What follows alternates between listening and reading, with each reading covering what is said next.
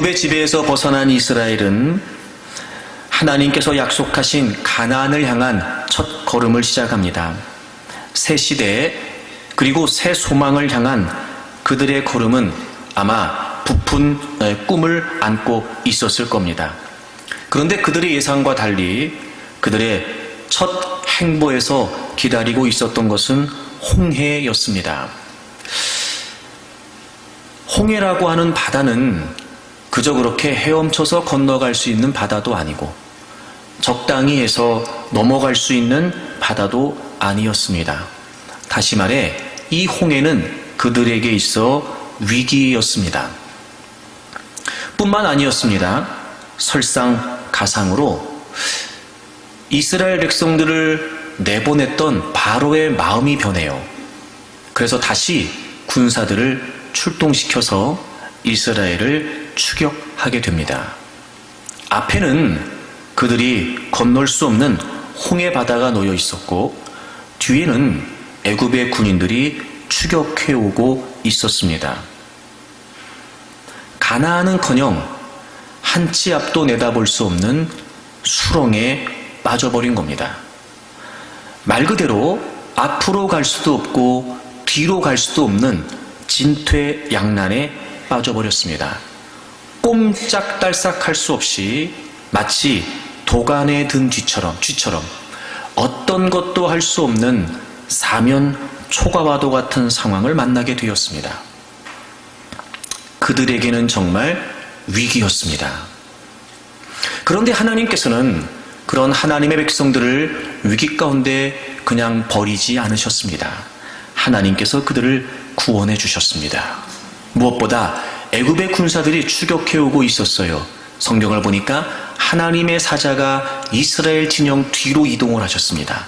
구름 기둥이 뒤로 이동을 하게 되고 결코 애굽의 군인들이 이스라엘 백성들 가까이 다가오지 못하도록 막아주셨습니다.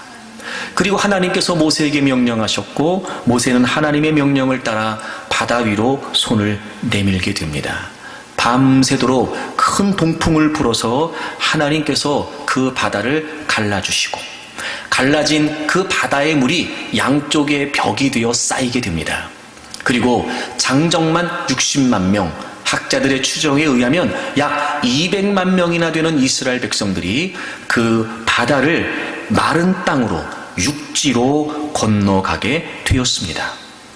앞에 놓여 있었던 문제 홍해만 하나님께서 해결해 주신 것이 아니라 그들을 뒤쫓아 추격하고 있었던 애굽의 군인들의 문제도 하나님께서 해결해 주셨습니다. 일단은 애굽의 추격을 하나님께서 어지럽게 하셨습니다. 그리고 다시 모세에게 명령하셨습니다. 모세는 하나님의 명령을 따라 손을 바다 위로 내밀게 되죠.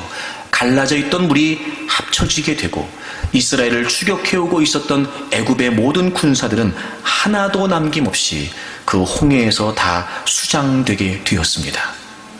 앞으로 나아갈 수 없었던 문제 가운데서도 건져주셨습니다. 뒤로 돌이킬 수 없었던 문제 가운데서도 하나님이 건져주셨습니다. 하나님이 위기에 빠져 있었던 하나님의 백성들을 구원해 주셨습니다. 위기와 구원 사이에서. 그런데 위기와 구원 사이에서 있었던 이스라엘 백성들의 반응은 원망이고 불평이었습니다. 아마 어쩌면 우리도 그럴듯합니다. 왜 그들은 이제까지 하나님의 역사를 경험했음에도 불구하고 위기에서 구원을 기대하지 못했을까? 왜 위기에서 하나님의 구원을 바라보지 못했을까? 그들은 지금 위기와 구원 사이에서 원망과 불평만 하고 있을 뿐 하나님의 구원을 기대한다거나 하나님의 구원을 신뢰하지 못하고 있었습니다. 위기와 구원 사이에서 여러분 어쩌면 이 이스라엘 백성들의 모습이 우리의 모습은 아닐까 싶습니다. 때론 여러분 믿음으로 살아가려고 하는 가운데 우리가 빠져나올 수 없는 궁지에 몰린 것 같은 상황을 만나기도 합니다. 정말이지 어떤 것도 해볼 수 없을 만큼 할 수 있는 일이 아무것도 없다고 무기력하게 느껴질 만큼 여러분 우리가 그렇게 궁지의 코너에 몰리기도 합니다. 늘 우리는 그런 위기와 구원 사이에서 살고 있는지도 모릅니다. 여러분 어떠십니까? 위기에서 하나님의 구원을 기대하고 계십니까? 아니면 위기에서 하나님의 구원을 기대하지 못한 채 이스라엘 백성들처럼 원망과 불평을 일삼고 시간을 보내고 있습니까? 한 가지 분명한 사실은 우리가 어떤 위기 가운데 있다 할지라도 하나님께서는 반드시 하나님의 백성들을 구원하신다는 거예요. 우리를 위기 가운데 내버려 두신 적이 없습니다. 우리가 위경 가운데 있을 때 그냥 내버려 두시고 모른 척 하신 적이 없습니다. 반드시 하나님께서는 자신의 백성들을 모든 위기 가운데서 건져주시는 구원의 하나님이신 줄 믿습니다. 그러므로 여러분, 우리는 위기와 구원 사이에서 언제든지 하나님의 구원을 바라볼 수 있어야 합니다. 문제는 우리가 그 위기와 구원 사이에서 어떻게 그 과정의 시간들을 우리가 이겨낼 수 있겠냐는 겁니다. 위기와 구원 사이에서 어떻게 하나님을 향한 신뢰가 흔들리지 않을 수 있겠냐는 겁니다. 위기와 구원 사이에서 끝도 없는 의심이 들 때 말입니다. 어떻게 하면 우리가 흔들리지 않고 하나님의 구원을 바라볼 수 있겠냔 말입니다. 위기와 구원 사이에서 과연 우리는 어떻게 해야 될까요?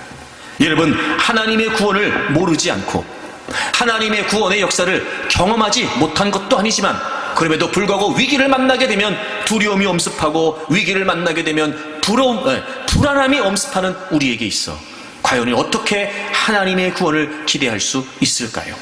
혹시나 지금 여러분 위기와 구원 사이에서 의심하고 계시는 건 아닙니까? 혹시나 여러분 지금 위기와 구원 사이에서 갈등하고 계시는 건 아닙니까? 아니, 위기와 구원 사이에서 이제는 구원에 대한 모든 희망을 포기한 채 이런 위기에 빠져 좌절하고 절망하고 계시는 건 아닙니까?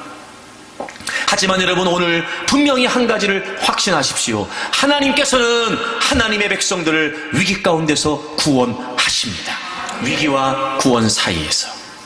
자, 그럼 여러분, 어떻게 우리가 위기와 구원 사이에서 그 하나님의 구원의 역사를 신뢰하며 기다리며 기대할 수 있을까요? 오늘 본문을 통해서 여러분 그 말씀을 좀 나누려고 합니다. 먼저 오늘 좀 배경을 좀 설명하다 보면 여러분 자칫 우리가 오해할 수도 있는 배경이 좀 등장을 하는데요. 먼저 출애굽기 13장 18절을 좀 보시면 우리가 지난주에도 계속해서 말씀을 나눴습니다만 출애굽기 13장 18절을 보시면요, 그러므로 하나님이 홍해의 광야길로 돌려 백성을 인도하셨어요. 우리가 말씀을 나눴습니다만 분명히 가까운 길이 있었습니다. 그럼에도 불구하고 하나님은 보다 더 먼 길이었던 홍해의 광야길로 돌려서 지금 인도하고 계시는 거예요. 그렇게 지금 하나님께서는 홍해 쪽으로 인도하고 계시는 겁니다. 하나님께서 말이죠. 그리고 14장 1절부터 보세요.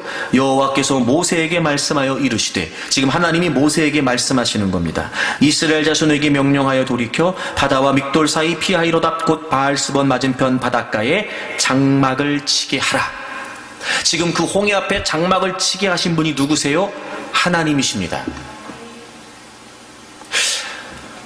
홍해 쪽으로 이끄신 분도 하나님이셨고, 그리고 그 홍해 앞에다가 장막을 치라고 명령하신 분도 하나님이시란 말이에요.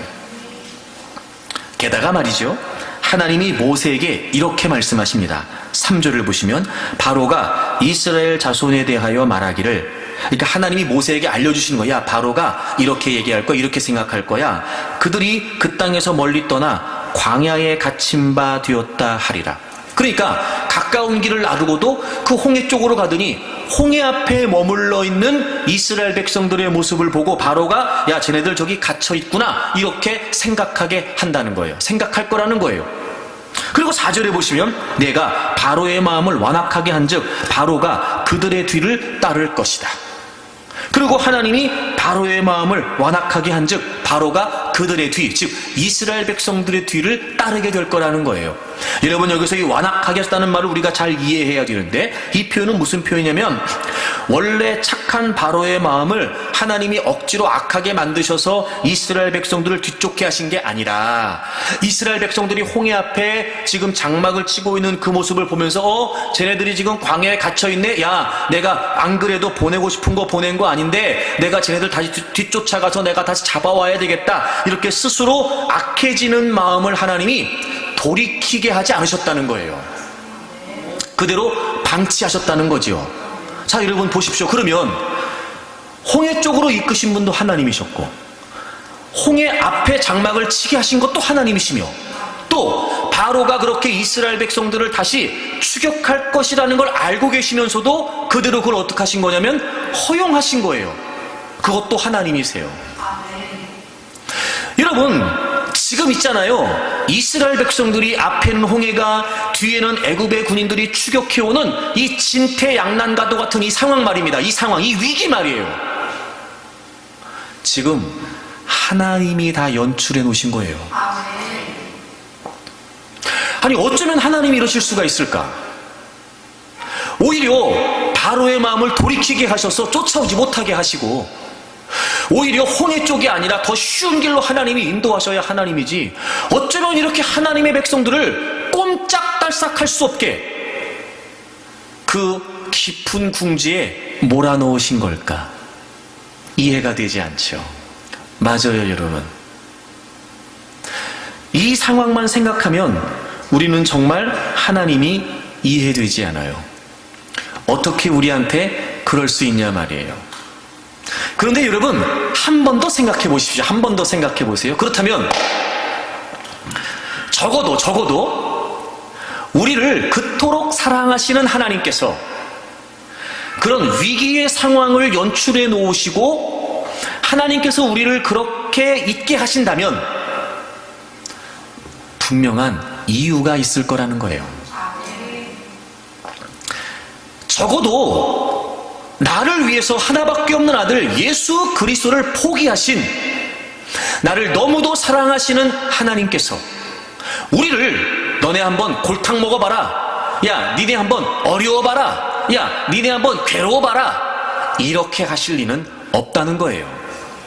그러니 여러분, 분명히 하나님이 나의 길을 인도하시고 내가 믿음으로 살려고 몸부림치는 게 분명함에도 불구하고 때로는 꼼짝달싹 할 수 없는 위기의 상황 가운데 있을 때 우리는 뭘 먼저 생각해야 되냐면, 아하, 분명한 하나님의 의도가 있다. 위기와 구원 사이에서 우리가 어떻게 그 위기의 순간들을 하나님의 구원의 역사를 기대하며 보낼 수 있느냐, 그건 무엇보다 그 이면에 하나님의 숨겨진 의도가 있다는 걸 깨달아야 된다는 거예요. 하나님의 이유가 있습니다. 하나님의 이유가. 결코 이유 없이 하나님께서 우리를 힘든 자리에 내버려 두실 리가 없다는 거죠. 때로는 이해가 되지 않습니다. 잘 모르겠습니다. 왜 내 삶이 이렇게 어려워야 되는지, 왜 내 삶이 이렇게 힘겨워야 되는지, 앞으로 갈 수도 없고 뒤로 갈 수도 없고 도대체 왜 이런 상황을 만나게 되는지 도무지 헤아릴 수 없을 때도 있습니다. 하지만 여러분, 잊지 마십시오. 우리가 모를 뿐, 우리가 다 이해하지 못할 뿐, 우리가 다 바라보지 못할 뿐, 분명한 것은 하나님의 의도가 있습니다. 하나님의 의도가. 그러므로 우리는 위기와 구원 사이에서 하나님의 의도를 깨닫는 것이 먼저여야 됩니다. 하나님의 의도를. 자, 그러면 물론 여러 가지 하나님의 의도가 있으실 텐데, 궁극적으로 오늘 본문의 내용을 통해 하나님이 우리의 삶에서 의도하시는 바를 정확히 우리에게 말씀해 주고 계세요. 여러분, 출애굽기 14장 4절을 다시 보세요. 4절을. 내가 바로의 마음을 완악하게 한즉 바로가 그들의 뒤를 따르리니 내가부터 다 같이 읽겠습니다. 내가부터 시작. 내가 그와 그의 온 군대로 말미암아 영광을 얻어 애굽 사람들이 나를 여호와인 줄 알게 하리라 하심에 무리가 그대로 행하니라. 아멘. 여러분, 하나님이 모세에게 분명히 의도를 말씀해 주세요. 우리가 두 가지 표현을 주목해야 된다. 첫째, 영광을 얻어. 두 번째, 나를 여호와인 줄 알게 하리라. 여러분, 그래요. 지금 이스라엘 백성들은 꼼짝달싹할 수 없는 위기에 빠져버렸습니다. 그런데 그 상황은 단순히 하나님이 이스라엘 백성들을 괴롭게 하시기 위함이 아니었습니다. 여러분, 더더군다나 그들을 출애굽하신 하나님께서 그냥 그들을 그 자리에서 몰살시키시려고 거기에 두셨겠습니까? 아니요, 그게 아니라 말이에요. 하나님은 분명한 하나님의 의도를 품고 계셨습니다. 하나님의 계획이 있으셨어요. 그 사건을 통해 하나님이 영광을 받으시는 겁니다. 그리고 무엇보다 하나님을 믿지 않고 하나님을 인정하지 않던 애굽 사람들로 하여금 하나님께서 진짜 하나님이 되심을 드러내게 하시겠다는 거였습니다. 하나님은 이 의도여간에 모세로 하여금 그 홍해를 가르기 위해 지팡이를 바다 위로 내밀라고 할 때도 또 언급하세요. 여러분 17절을 보겠습니다. 17절. 내가 애굽 사람들의 마음을 완악하게 할 것인즉 그들의 그 뒤를 따라 들어갈 것이라. 그리고 보세요. 내가 바로와 그의 모든 군대와 그의 병거와 마병으로 말미암아 영광을 얻을 것이다. 영광을 얻을 것이다. 내가 바로와 그의 병거와 마병으로 말미암아 영광을 얻을 때에야 애굽 사람들이 나를 여호와인 줄 알리라 하시더니. 여러분 분명한 하나님의 의도가 있었습니다. 하나님이 영광을 받으시고 하나님이 하나님 되심을 드러내시겠다는 겁니다. 홍해와 애굽의 추격 사이에 꼼짝달싹 없이 갇혀있던 이스라엘 백성들, 아마 그들은 분명히 모두가 한결같이 그렇게 생각했을 겁니다. 이제 우리는 여기서 끝났다. 왜요? 더 이상 방법이 없었습니다. 아무것도 할 수 있는 일이 없었거든요. 하지만 여러분 이 사건이 그렇게 끝나지 않았습니다. 이 사건의 결과가 어떻게 나타났습니까? 하나님을 반역했던, 하나님을 인정하지 않았던 그들이 하나님의 심판을 경험하게 됩니다. 그리고 놀라운 건 하나님의 극적인 방법으로 하나님의 위대하신 권능과 하나님의 놀라우신 주권이 드러나게 되었다는 겁니다. 하나님이 영광을 받으시고 하나님이 하나님 되심이 드러났다는 거지요. 그리고 이스라엘 백성들은 최악의 상황에서 최선의 구원의 결과를 보게 되었습니다. 그렇습니다. 여러분, 위기와 구원 사이에서 우리가 그 이 시간들을 인내하고 견디고 이겨내기를 원한다면 무엇보다 숨겨진 하나님의 의도를 발견할 수 있어야 됩니다. 여러분 잊지 마십시오. 지금 여러분이 힘들어하고 위라고 느껴지고 정말 꼼짝달싹할 수 없는 상황이라고 여겨져 괴롭고 아프고 슬픈 현실이 있을지 모르지만 하나님은 반드시 그 모든 상황을 통하여 여러분들을 통하여 영광을 받으실 것입니다. 하나님이 어떤 분이신지, 하나님이 어떤 능력이 있으신지, 하나님이 얼마나 위대하고 크신 분이신지 무사람들이 인정하지 않으면 안 될 만큼 하나님은 여러분들이 있는 그 사건들을 통해, 그 상황들을 통해 하나님은 하나님의 되심을 드러내실 것입니다. 그러니 여러분 생각해 보십시오. 나는 힘들고 괴로울 수 있지만 이 과정이 이것이 끝이 아니라 이 과정을 통해 하나님이 높임을 받으시고 하나님이 드러내신다면 여러분 우리는 얼마든지 이겨낼 수 있습니다. 오히려 여러분 그 시간들은 우리에게 값진 시간이 될 것입니다. 여러분 비록 우리에겐 고통이라고, 그리고 우리에겐 어려운 상황이라고, 아픔이라고도 말할 수 있겠으나 그럼에도 불구하고 오히려 그것은 우리의 값진 경험이 될 수 있습니다. 하나님이 영광을 드러내셨으니까요. 하나님이 어떤 분이신지를 볼 수 있었으니까요. 그러므로 여러분 위기와 구원 사이에서 의심하거나 갈등하지 마십시오. 반드시 하나님의 의도가 있습니다. 하나님이 하나님 되심을 보여주실 것입니다. 우리도 다 깨닫지 못했던 하나님, 역시 하나님은 이런 하나님이셨군요. 때로는 여러분이 믿는 하나님, 때로는 여러분이 의지하는 하나님을 인정하지 않던 그들조차 그 위기의 상황을 하나님께서 극복해내게 하심으로 말미암아 하나님의 놀라운 구원의 역사로 말미암아 모든 사람들이 여러분의 하나님이 참 하나님 되심을 인정하게 될 것입니다. 그러므로 여러분 두려워하거나 염려하지 마십시오. 견디십시오. 이겨내십시오. 극복하십시오. 반드시 그 위기 상황을 통해 하나님은 하나님의 영광을 드러내실 것입니다. 사실 여러분 그러니까요, 우리가 인생을 살면서 내 삶에서 가장 첫 번째를 뭐라고 생각해야 되냐면요, 하나님의 영광이라고 생각해야 돼요. 하나님의 영광, 하나님의 영광. 내 인생에서 첫 번째, 내 삶에서 가장 첫째, 내 삶에서 가장 소중한 일, 그게 여러분 하나님의 영광이 되면 비록 내가 어떤 상황을 겪는다 할지라도 나같이 비천하고 나같이 부족한 존재를 통해서도 하나님이 영광을 받으시기를 원하신다면 여러분 오히려 그것은 우리에게 영광스러운 일이 될 것입니다. 원래 우리가 예수님을 믿는다는 건 이미 우리가 하나님의 영광을 위해 존재한다는 걸 전제하고 있는 것이었습니다. 여러분 고린도전서 6장을 좀 가보실까요? 19절부터 보겠습니다. 고린도전서 6장 19절부터 보시면 너희 몸은, 여기서 몸은요 우리 육체를 말하는 게 아니라 우리의 존재를 말해요. 너희 몸은 너희가 하나님께로부터 받은 바 너희가 하나님께로부터 받은 바. 여러분 저를 보세요. 이게 무슨 의미냐면 복음을 의미해요. 여러분 우리는 죄와 사단의 지배 가운데 있었어요. 멸망, 심판, 저주 가운데 있었죠. 그런데 하나님께서 우리를 대신해 예수 그리스도를 십자가에 매다셨어요. 그리고 그 예수 그리스도로 말미암아 우리를 그 죄와 사단의 권세에서부터 구원해 내셨습니다. 그리고 고린도후서 5장에 있는 것처럼 이전 것은 지나갔고 이제 우리는 새로운 피조물이 됐어요. 로마서 6장에 있는 표현을 빌리자면 예수 그리스도께서 십자가에 죽었을 때 죄악의 본성에 이끌려 살았던, 죄의 종되어 살았던 우리의 옛사람은 같이 죽었어요. 그리고 예수 그리스도께서 부활하실 때 우리도 그 부활의 생명에 연합되어 이제 우리는 새로운 존재가 된 겁니다. 여러분 예수 그리스도를 믿는다는 건요, 우리가 완벽히 거듭났다는 걸 말이에요. 새로운 존재가 됐다는 걸 말이에요. 근데 이 모든 게 누구로부터 주어졌어요? 하나님으로부터. 전적인 하나님의 은혜와 전적인 하나님의 사랑. 여러분 예수 그리스도를 우리 대신 십자가에 죽으신 분이 하나님이셨습니다. 그래서 우리는 그 하나님의 전적인 은혜와 사랑으로 말미암아 이제 예수 그리스도 안에서 새로운 존재가 됐어요. 그러니까 우리의 존재는, 이제 예수 그리스도를 믿는 우리의 존재는 누구로부터 받은 거예요? 하나님으로부터 받은 거예요. 하나님으로부터.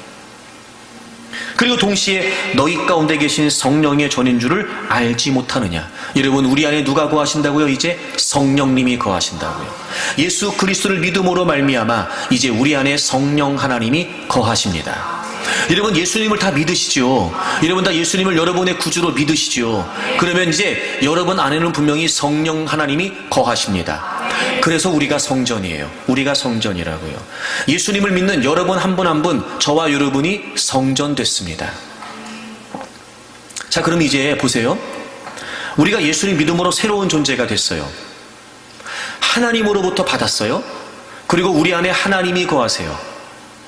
그럼 한 가지 가장 분명한 결과가 뭐냐면 이제 우리의 존재는 내 것이 아니라 하나님의 것이라는 거예요. 여러분 하나님이 우리 안에 거하시는데 우리의 종으로 거하시겠어요? 우리의 주인으로 거하시겠어요? 주인이시죠.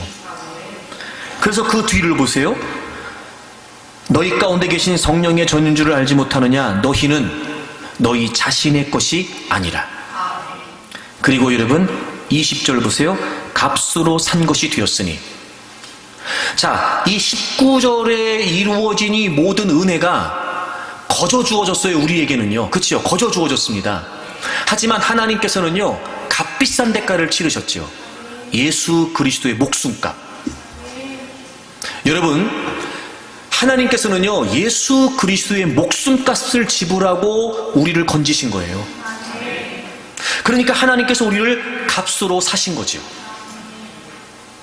자, 그런즉부터 다 같이 읽습니다. 그런즉. 자, 시작. 그런즉 너희 몸으로 하나님께 영광을 돌리라. 아멘. 19절부터 값으로 산 것이 되었으니까지 정말 깨닫고 그게 정말 믿음이라고, 그걸 정말 믿는다면 그런즉 이제 너희 몸으로 하나님께 영광을 돌리라. 여러분 우리가 예수 그리스도를 믿는다는 건 이 분명한 복음의 진리 안에서 아하, 나는 이제 하나님의 것이 되어 내가 이 땅에 존재하는 이유는 하나님의 영광을 위함입니다. 이게 믿음이었어요. 이게 믿음이었어요. 그러니까 보세요. 이미 예수 그리스도를 믿음으로 우리가 하나님의 영광을 위해 존재하는 본분이 분명하다면 오히려 그 모든 위기의 상황들을 통해 하나님이 드러나실 수 있는 기회가 된다면 그건 우리가 마땅히 감당해야 될 상황인 거예요. 여러분 위기 가운데 있다고 하여 그렇게 인생이 끝나지 않아요. 왜냐하면 하나님이 그렇게 내버려 두실 리가 없어요. 여러분. 그러므로 오히려 우리는 위기와 구원 사이에서 하나님의 분명한 뜻이 있겠군요. 이 상황을 통해 하나님이 또 하나님 되심을 드러내실 거지요. 알겠습니다. 하나님, 제가 견디고 힘들고 제가 견디기가 힘들고 제가 감당하기 어려운 사인 건 분명하지만 이 사건을 통해서 하나님이 영광을, 내가 믿는 하나님이 진짜 하나님이라는 사실을 드러내시기를 원하신다면 알겠습니다. 하나님, 제가 기꺼이 이 상황을 감내하겠습니다. 오히려 단순히 상황이 달라지고 오히려 단순히 문제가 해결되기만을 기대했던 우리가 이제는 그것이 하나님의 영광을 위한 기회라고 하는 깨달음이 있다면 기대할 수 있고 기도할 수 있어요. 근데 우리는 우리가 겪는 모든 상황을 지나치리만큼 자기 방식으로 바라보는 거예요. 그러니까 내 방식으로 보면, 내 시각으로 보면, 내가 중심이 돼서 보면 이건 하나님이 나를 사랑하는 게 아니에요. 왜? 지금 난 견디기 힘드니까. 할 수 있는 게 아무것도 없어요. 미쳐버리겠어요. 내 입장에서 보면 이건 정말 괴로운 일이거든요. 빨리 해결되면 좋겠어요. 심지어는 그냥 피했으면 좋겠어. 어떻게 결말이 나든 에라 모르겠다. 그냥 상황만 해결되면 좋을 것 같아요. 내 입장에서 보면. 하지만 여러분, 그렇게 보면 안 돼요. 적어도 우리가 하나님을 믿는 믿음이 있다면, 그러면요, 하나님의 시각에서 볼 수 있어야 돼요. 하나님의 영광을 드러내시고 하나님이 하나님 되심을 나타내실 거란 말이에요. 그러니 오히려 우리에게는 하나님의 역사하심을 기대하면서 오히려 우리는 잘 들으세요. 오히려 우리는 빨리 문제 해결해 주세요. 이것 빨리 어떻게 해서 이렇게 기도했던 우리가 그 분명한 하나님의 의도를 깨닫게 되면 이제 기도가 이렇게 바뀌어야 돼요. 하나님, 이 사건을 통해 하나님이 영광을 받으실 건데 혹시나 저의 부족함 때문에, 혹시나 제가 견디지 못하고 포기함으로 하나님의 역사가 드러나지 못하면 안 되니까 하나님, 저를 좀 붙들어 주세요. 하나님, 제가 어떻게 제 힘으로 이 일을 감당하겠습니까? 하나님, 저를 좀 힘있게 해주세요. 저는요, 하나님이 영광을 받으신다면, 하나님이 하나님 되심이 드러나신다면 하나님, 제가 견디고 싶거든요. 하나님, 저의 연약함을 아시지요? 하나님, 제발 좀 저를 도와주세요. 하나님, 제가 견딜 수 있게 해주세요. 하나님, 인내하게 해주세요. 그리고 하나님, 제가 소망 가운데 그 하나님의 역사를 기대하면서, 그 구원의 능력을 기대하면서 소망 가운데 제가 이 위기의 상황들을 극복하게 해주세요. 여러분, 기도가 클래스가 다르죠. 응? 그러니 위기와 구원 사이에서 분명히 그 속에 숨겨져 있는 하나님의 의도, 하나님이 영광을 받으시고 어떤 방법으로든 하나님이 구원하심으로 말미암아 하나님이 하나님 되심을 나타내실 거란 말이에요.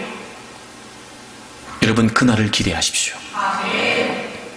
하나님이 반드시 우리를 위기 가운데서 구원하심으로 말미암아 영광을 받으실 것입니다.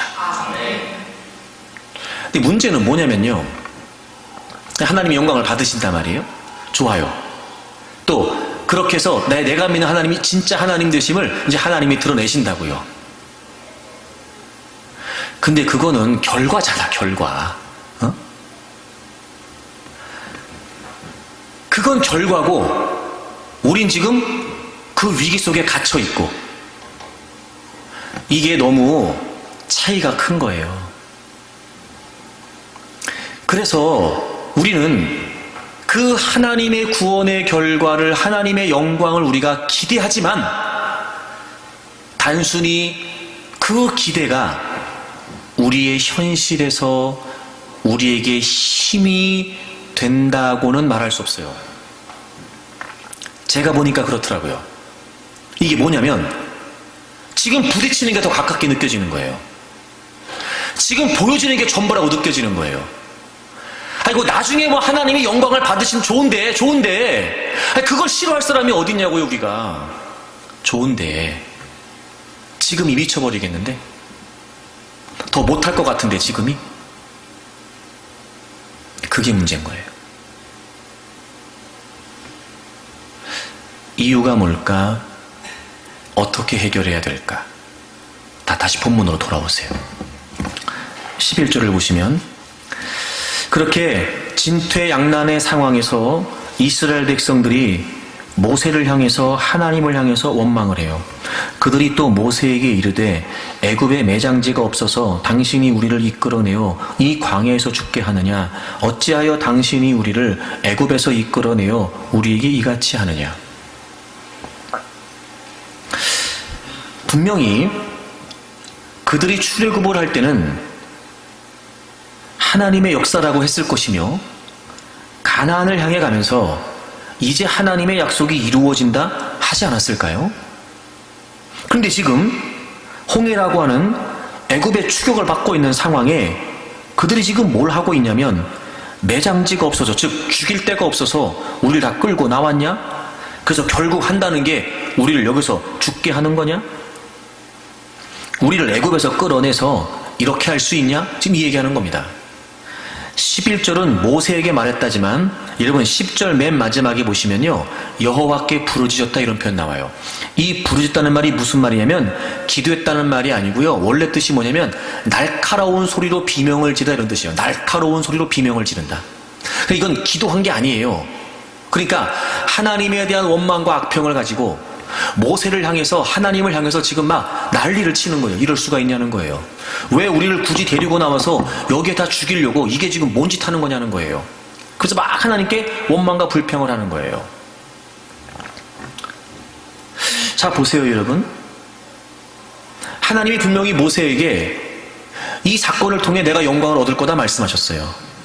당연히 이스라엘 백성들도 들었을 거라고요. 근데 지금 위기와 구원 사이에서 그들의 반응은 뭐냐면 원망하는 거예요. 여러분, 이게 우리 모습이라니까요. 그래요, 결과 알아요. 좋아요, 하나님이 구원하신다고 치자고요. 그 영광을 받으신다고요. 좋아요. 근데 문제는 뭐야? 지금 이 위기의 상황을 극복해야 그 결과가 주어지는 거잖아요.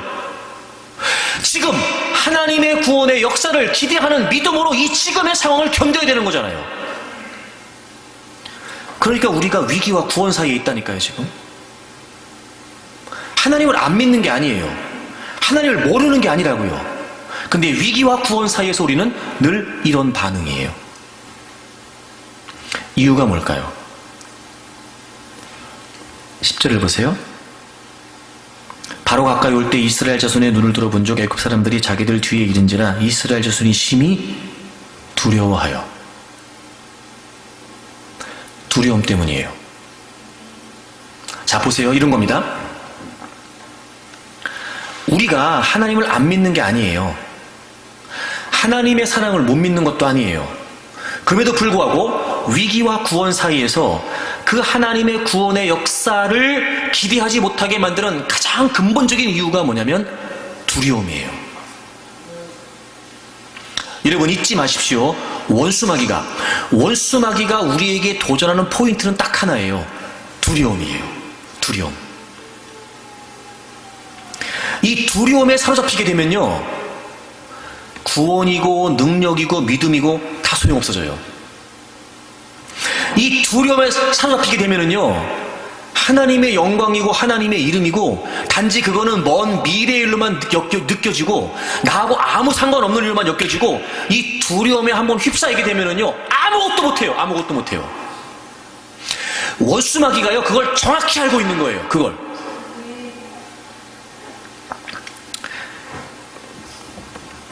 근데 참 희한한 게 뭐냐면요, 여러분 8절을 보실래요? 8절.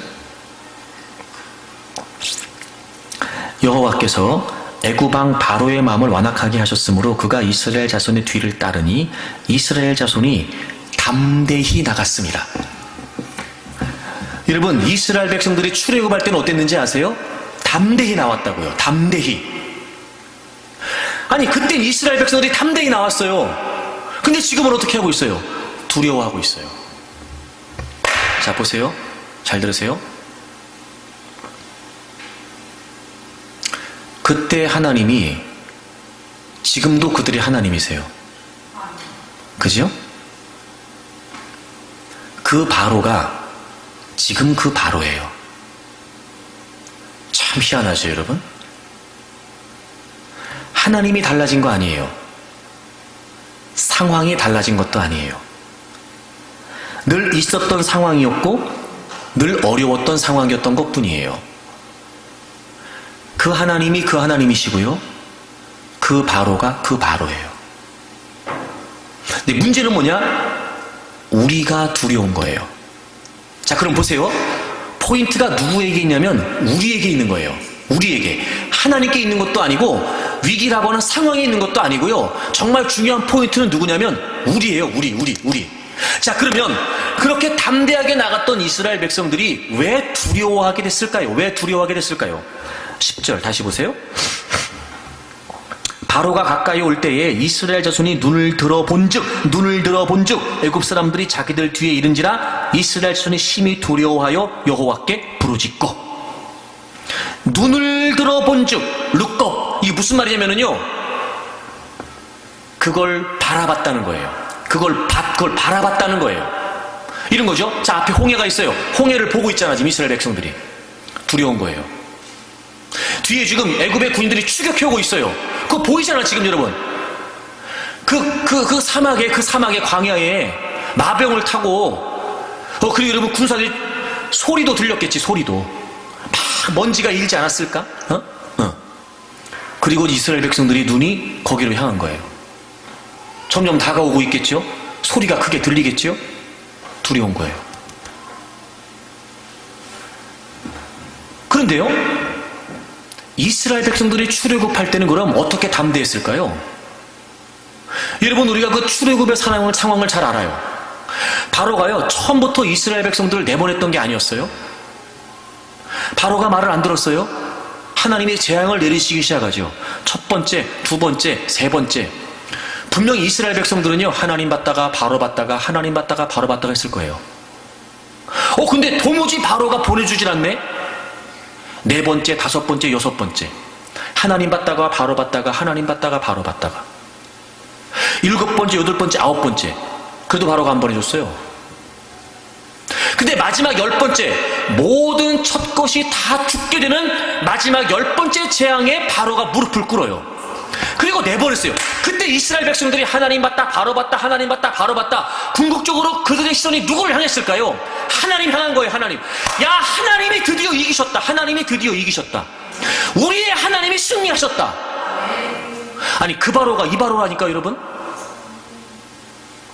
그때 바로가 있었어요, 분명히. 그런데 하나님의 마지막 재앙으로 말미암아 바로가 꺾어진 걸 보고 그들은 분명히 하나님을 향했을 거예요.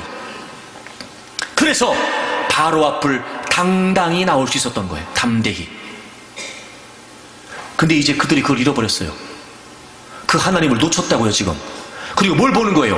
홍해를 보고 추격해오는 애굽의 군인들을 보는 거예요. 아하, 보세요.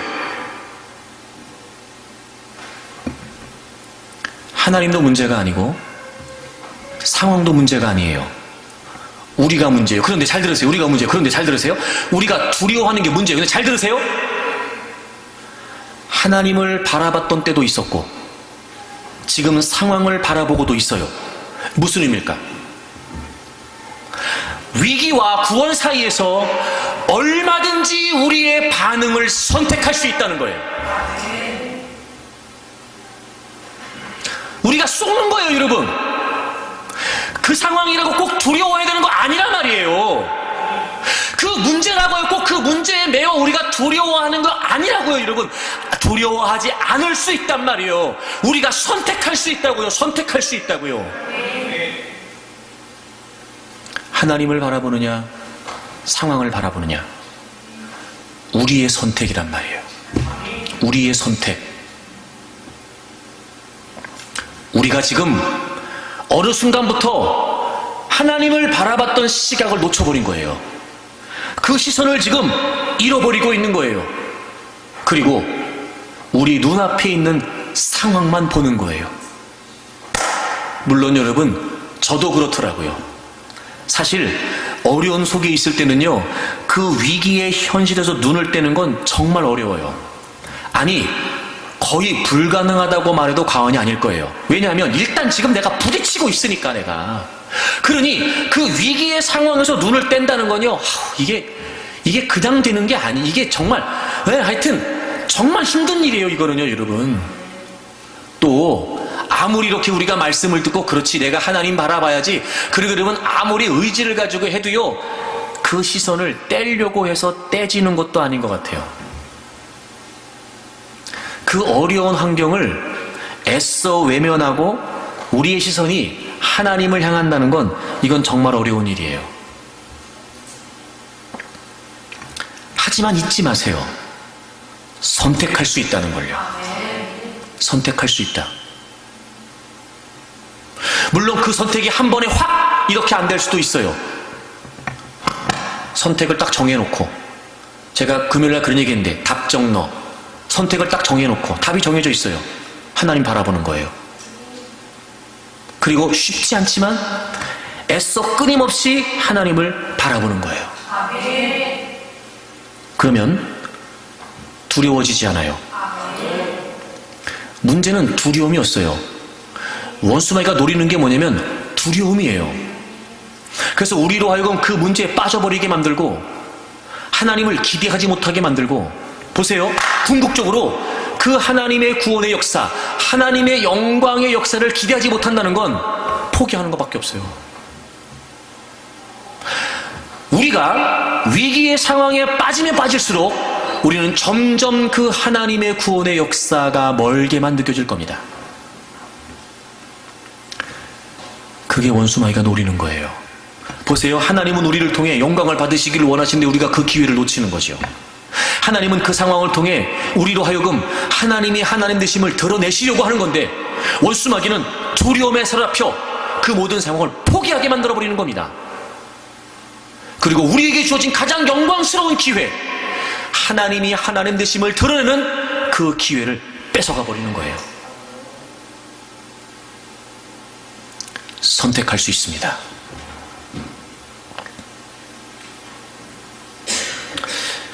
그런데 하나님을 바라본다는 게 뭘까? 그러면 하나님 바라본다는 거. 자, 보세요 여러분. 이게 참 아이러니한 게 우리랑 비슷해요. 이미 지금 구름기둥과 불기둥이 있다니까요. 이스라엘 진영 가운데. 구름기둥과 불기둥은요, 하나님의 임재를 상징하는 거였어요. 그러니까 지금 뭐냐면 이스라엘 백성들이 하나님이 함께 하신다라고 하는 증거가 지금 그 하늘 위에, 자기들 머리 위에 떠 있다니까요. 여러분, 구름기둥이. 근데 그걸 보면서도 못 믿잖아요. 지금 그걸 보면서도 두려워하잖아. 제가 어느 순간부터 여러분 하나님이 함께 하십니다, 이 얘기가 소용이 없다는 걸 내가 알게 됐어요. 네. 내가 아무리 여러분에게 여러분 하나님이 함께 하십니다, 이게 소용이 없더라고. 이게 그러니까 그 말은 저도 여러분도 하나님이 함께 하신다는 걸 모르는 바도 아니고 안 믿는 것도 아닌데, 지금 내 앞에 있는 위기에서 그게 피부에 와닿지가 않는 거야. 하나님이 함께 하신다는 게. 자, 그러면 여러분, 하나님이 우리와 함께 하신다는 걸 우리가 어떻게 확신하고 하나님을 바라본다는 걸 지금 어떻게 하는 거야? 하나님을 바라본다는 게 뭐 하는 거냐고 도대체. 그러면 아니 이렇게 구름기둥 불기둥이 떠 있는데도 지금 이러고 있는데, 우리처럼 아무리 제가 여러분에게 여러분 예수님 믿음으로 성령님이 우리 안에 거하십니다, 하나님은 떠나지 않으시지요, 하나님이 내 안에 내가, 이게 소용이 없더라니까. 이게 소용이 없더라니까. 그럼 여러분, 우리가 하나님을 바라본다는 게 무슨 말일까요? 자, 보세요. 창세기 3장에 보면 2장에서 먼저 하나님께서 야, 너네 동산 중앙에 있는 나무의 열매를 먹으면 무조건 죽는다, 이렇게 말씀하셨어요. 그치요? 근데 3장에 딱 넘어왔는데 사단이 하와를 유혹하잖아요. 야, 하나님이 진짜 죽는다고 하셨냐? 야, 그거 먹어도 안 죽어. 너네 하나님하고 똑같이 된다? 그리고 난 다음에 하와가 그 동산 중앙에 있는 나무의 열매를 본즉 이렇게 되세요. 봤어요. 그리고 따먹었거든요.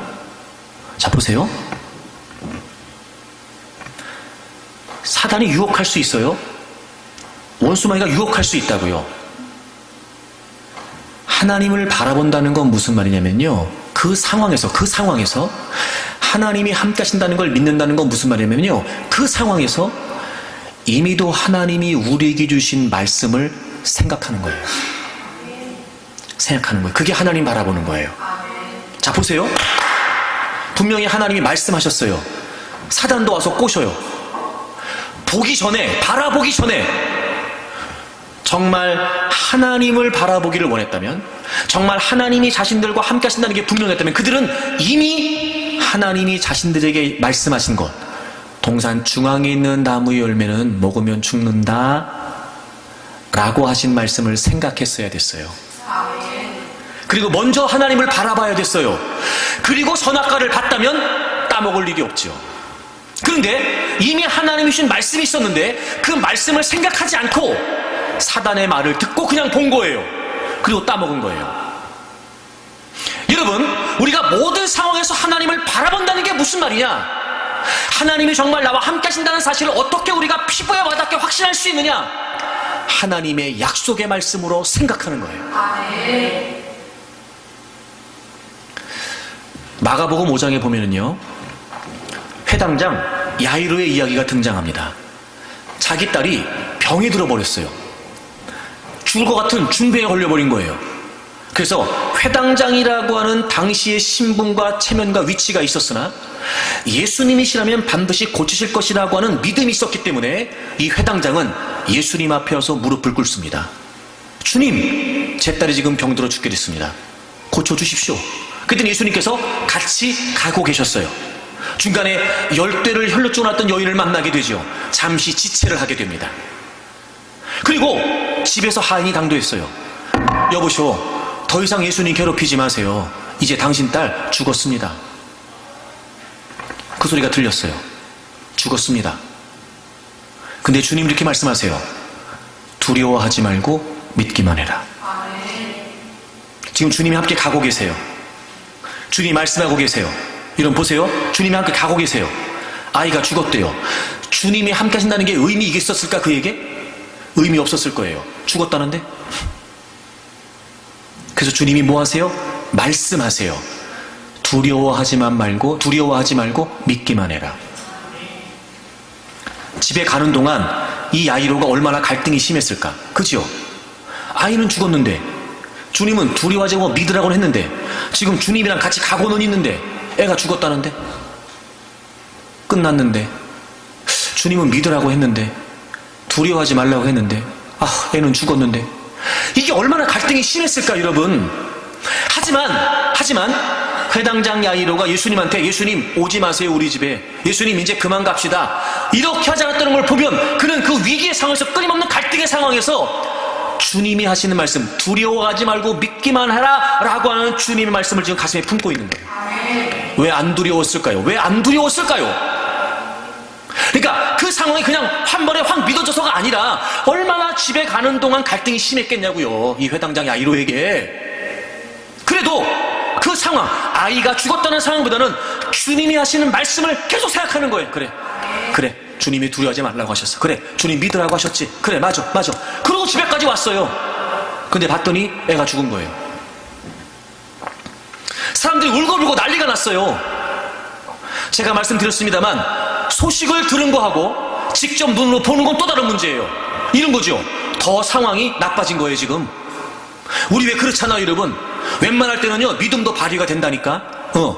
이쯤이면 내가 그래도 할만하지, 믿습니다, 이게 돼요. 근데 그럴수록 상황이 나아져야 되는데 상황이 나아진 게 아니라 더 상황이 어려워지면은요 환장하는 겁니다. 애가 죽었어요. 사람들이 울고불고 난리가 났어요. 주님이 또 한 번 말씀하세요. 죽은 것이 아니라 잔다.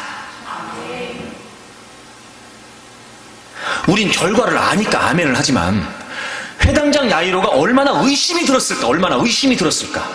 주님이 함께 하세요 지금 거기. 근데 자기 눈앞에 펼쳐지는 그 상황, 아이가 죽은 그 상황은요 도무지 주님이 함께 하신다는 게 의미 있게 여겨지지 않을 수 있단 말이에요. 주님 말씀하신 거예요. 죽은 게 아니라 찬다.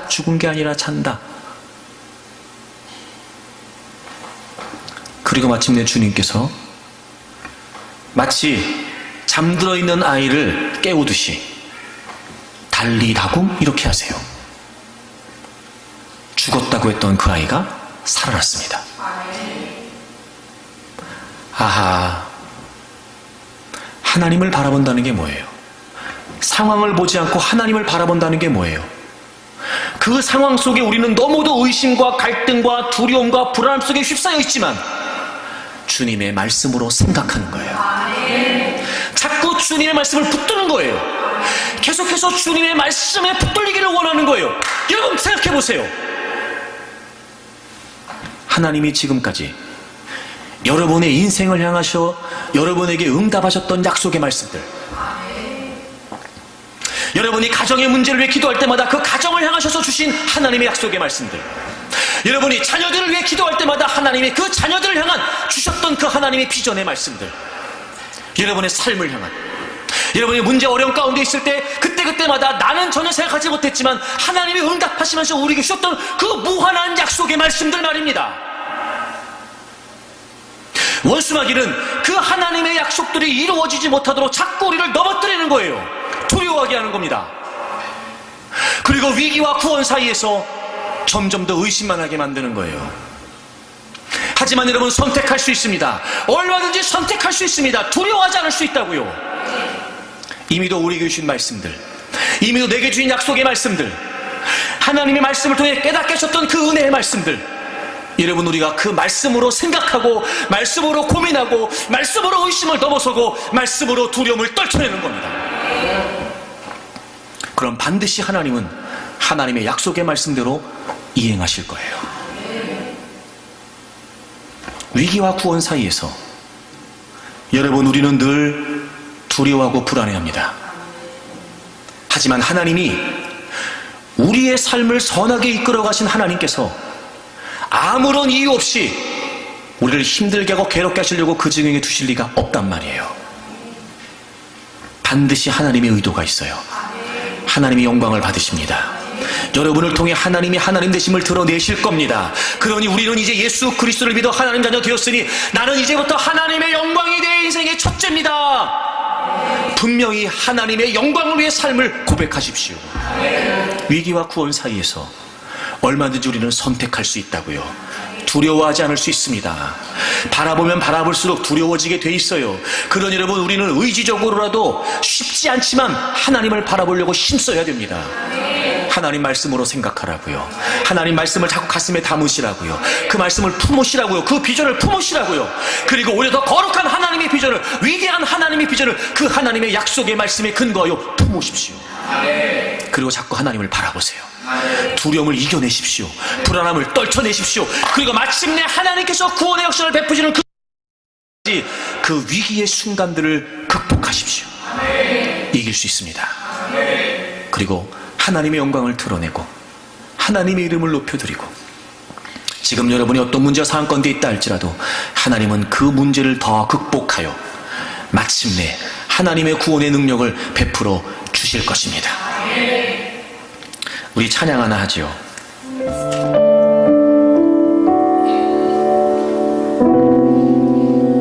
나의 방황을 주님께서 헤아리시고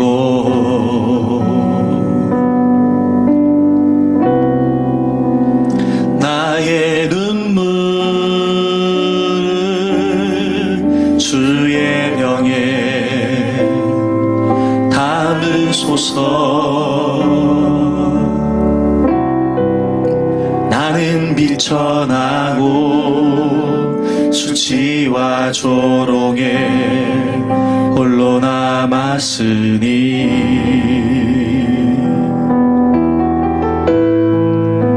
오 나의 하나님, 수렁에서 건지소서. 그때에 나는 새 노래를 지어 하나님의 이름을 찬양하리. 가난하고 같이 자들의 소리를 들으시는 구원의 하나님을 높이리. 하늘아 땅아 주님을 찬양하라. 그 한결같은 사랑 구원의 은혜를 긍휼의 하나님 주님만 기다립니다. 주 얼굴을 보이소서. 나의 방황을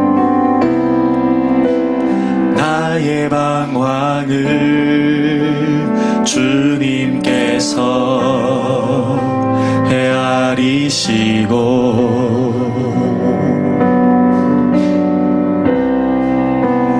나의 눈물을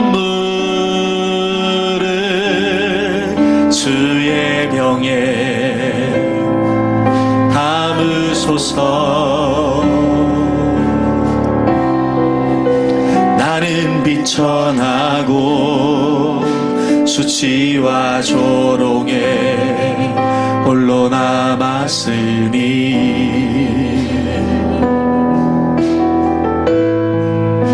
오 나의 하나님 수렁에서 건지소서. 그때에 나는 새 노래를 지어 하나님의 이름을 찬양하리.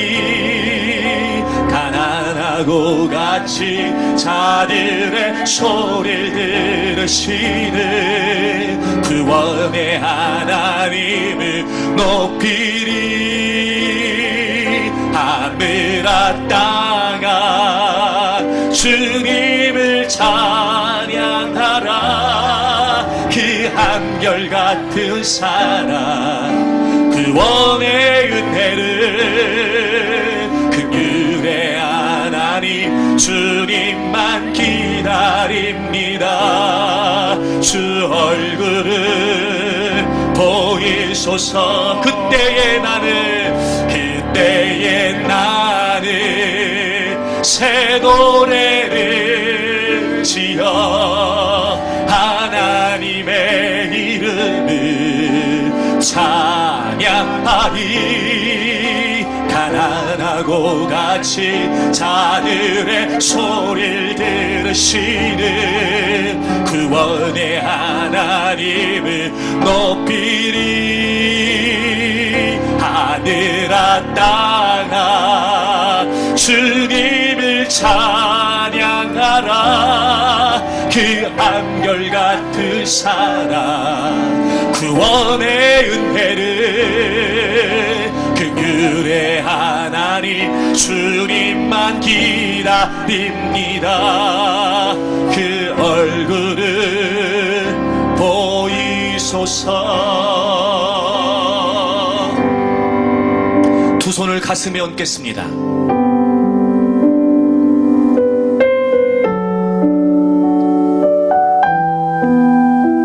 위기와 구원 사이에서 하나님의 능력을 모르지 않지만 우리는 늘 상황에 매여진 채 두려움에 빠져 있는 겁니다.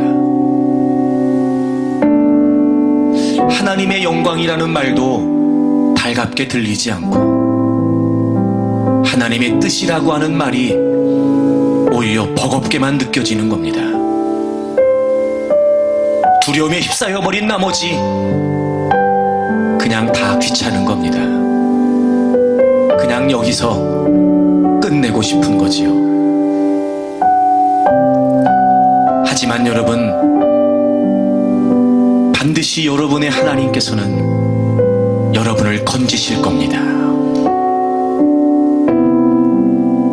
우리를 통해 하나님의 영광이 드러나시게 하고 우리 때문에 하나님의 이름이 선포되는 그날을 바라보십시오.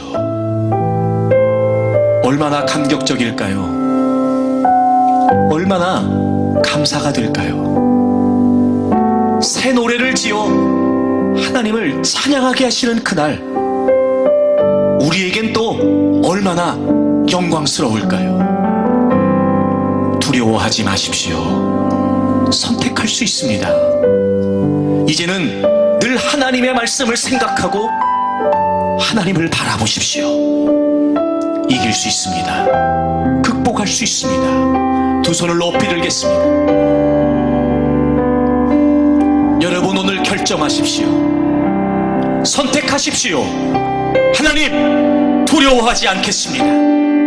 이제 주님만 바라보겠습니다. 주님의 말씀만 붙잡겠습니다. 이기게 해 주옵소서. 견디게 해 주옵소서. 극복하게 하여 주옵소서. 우리 큰 목소리로 주여 세 번 하고 동서로 기도합니다. 주여